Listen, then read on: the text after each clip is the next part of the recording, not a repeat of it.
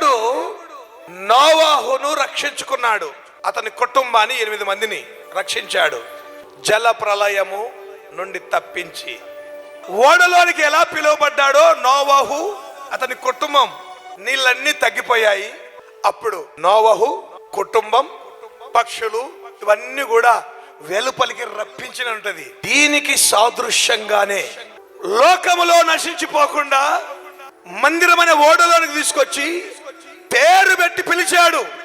తన రక్తంతో కడిగి పరిశుద్ధపరిచి ఇప్పుడు ప్రభువైన యేసుక్రీస్తు మేఘాల మీద వస్తూ మన కొరకు కొత్త ఆకాశం, కొత్త భూమి, నూతన యెరూషలేం సిద్ధపాటు చేసి పెట్టాడు. ఈ ఓడలోనికి పిలిచిన వారిని అందరినీ తిరిగి వెలుపలికి ఆ పట్టణములోనికి పంపిస్తాడు. అంతవరకు నూతన యెరూషలేం పట్టణములోనికి ప్రవేశించేంత వరకు ఓడలోనే నీకు కాపుదల కలిగి ఉండి భయపడకుండా మేత మేస్తూ వాక్యమింటూ ప్రార్థనలో ఆత్మీయ జీవితంలో ఎదుగుతూ బలపరచబడుతూ మందిరంలోనే